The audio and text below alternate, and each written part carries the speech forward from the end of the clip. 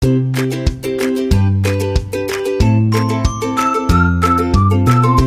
everyone, my name is Najiha and I will begin our presentation by introducing the background of our chosen brand and its product. To start, TEALIVE is a well-established Malaysian beverage brand that was founded in 2017 under Loop Holding. Over the years, it has expanded rapidly and now operates more than 800 outlets worldwide. TEALIVE is widely recognized for its slogan, "Always More Than Tea," which reflects its focus on innovations, customer experience, and strong digital integration. Rather than just being a beverage brand, TEALIVE positions itself as a lifestyle brand that adapts to changing consumer preference. In terms of its product, TEALIVE offers a wide variety of customizable beverages such as milk tea, fruit tea, brown sugar drinks, smoothies, and specialty drinks.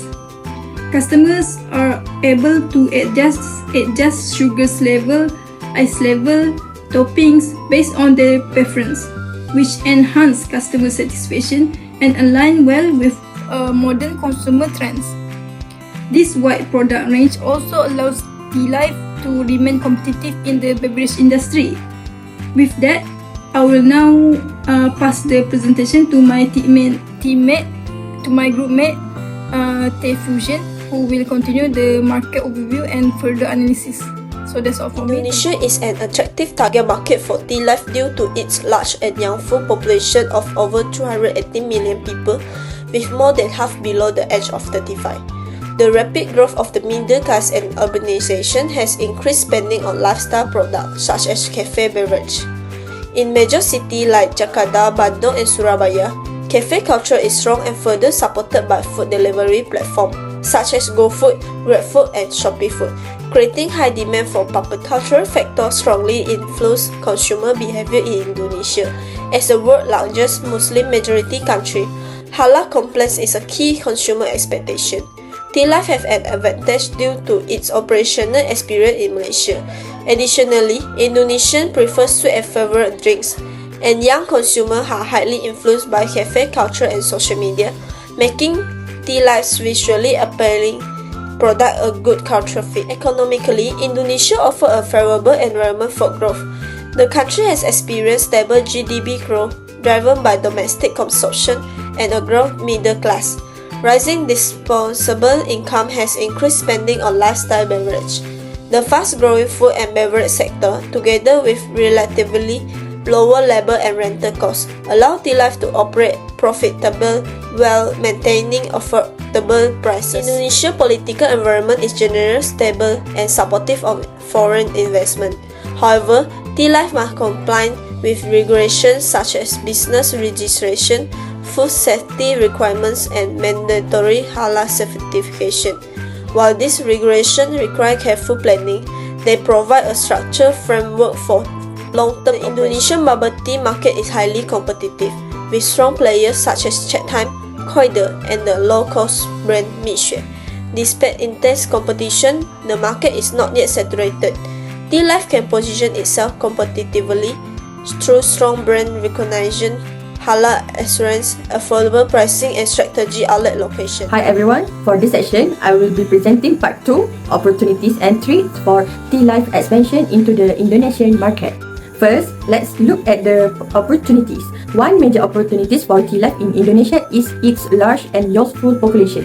More than half of Indonesians are under the age of 35, and this group is highly attracted to trendy and customizable lifestyle beverage such as bubble tea. Bubble tea is not seen as just a drink, but an experience that is influenced by social media. This creates strong potential for TEALIVE as its visually appealing product and innovative menu align well with youth preference. Another opportunity comes from the rapid growth of the urban middle class and cafe culture. As disposable income increases, consumers are more willing to spend on non-essential food and beverage products.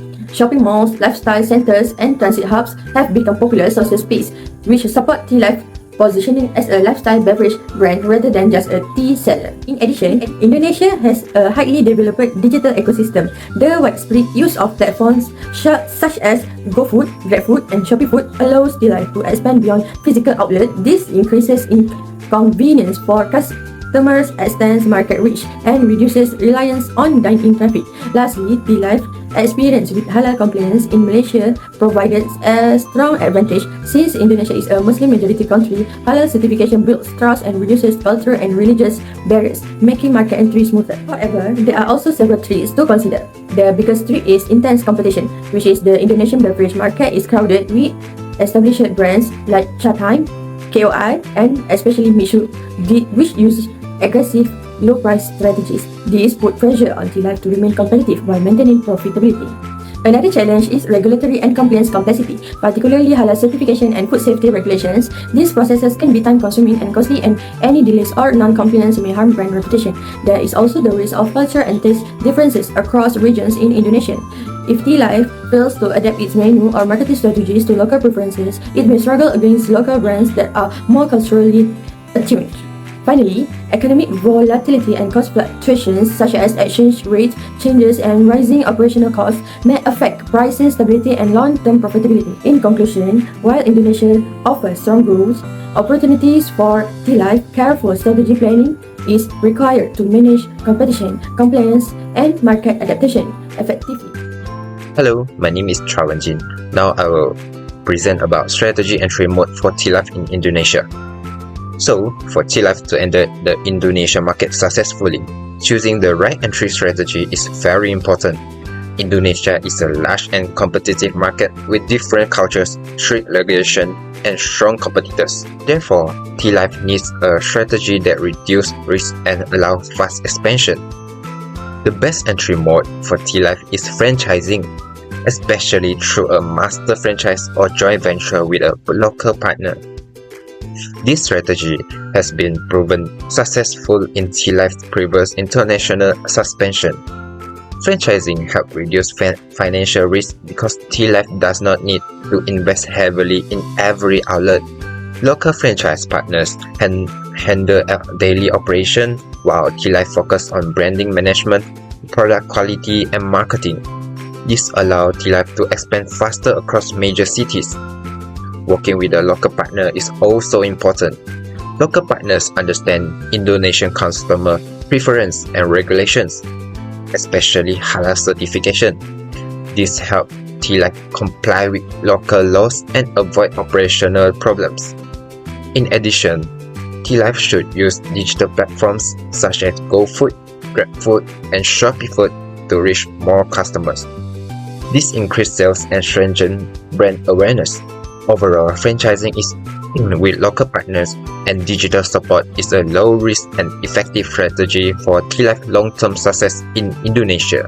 Next, I will talk about the ethical consideration related to TEALIVE's expansion into the Indonesian market. Ethics are very important in international business because they can influence the customer trust, brand reputation, and long-term sustainability of a company. Next, I will talk about the ethical consideration related to TEALIVE expansion into the Indonesian market. Ethics are very important in international business because they can influence the customer trust, brand reputation, and long-term sustainability of a company. First, looking at the ethical implication in Indonesia, the most critical issue is halal compliance. Since Indonesia is the largest Muslim majority country in the world, halal certification is not just a legal requirement but also a moral responsibility. TEALIVE must make sure that all ingredients, suppliers, and preparation processes are fully halal certified. If halal standards are not properly followed, consumers may feel misled, which can seriously damage trust in the brand. Another important ethical issue is labor practices under the franchising model. Even though labor costs in Indonesia are relatively lower, TEALIVE still has a responsibility to ensure fair wages, reasonable working hours, proper training, and safe working environment. If franchisees focus too much on reducing costs, problems such as worker exploitation and poor safety conditions may occur, which could harm the TEALIVE's TEALIVE reputations and affect long-term operation. In addition, consumer health and marketing ethics must be considered. TEALIVE should be transparent about sugar levels, calories, and ingredients, and avoid misleading advertisements. This allows customers to make informed choices. At the same time, in a very competitive market, TEALIVE should avoid unfair pricing practices and compete responsibility. Another ethical concern is cultural sensitivity. Indonesia is culturally diverse, so TEALIVE needs to adapt its flavor, sweetness levels, and marketing strategies, marketing messages to suit the local preferences. Failing to do so may be seen as a lack of respect for the local culture. Now, we're moving on how TEALIVE can address these ethical issues. First, TEALIVE should establish a strong halal governance system supported by regular audits and compulsory training for employees and franchise operators. This helps ensure the consistent halal compliance across all outlets. Second, TEALIVE should implement ethical franchising and labor standards clearly stated in franchise agreements and carry out the regular labor audits to protect workers' rights. Third, TEALIVE should practice transparent and responsible marketing, especially by clearly providing nutritional information.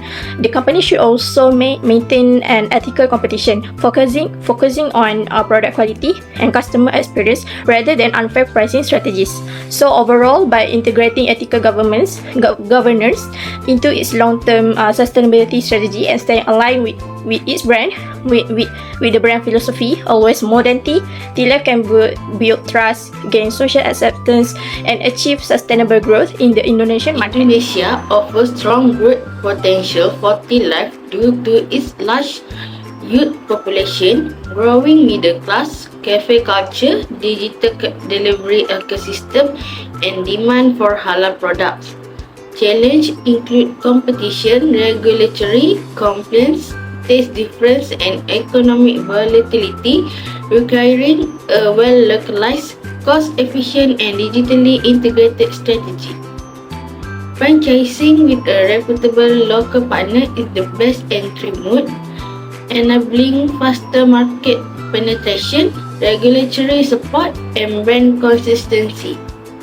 TEALIVE should focus on localization, affordable promotion, digital partnership with GoFood, GrabFood, and Shopee Food, phase city expansion, supply chain optimization, and embedding ethical practice and to build trust and ensure sustainable growth. Thank you.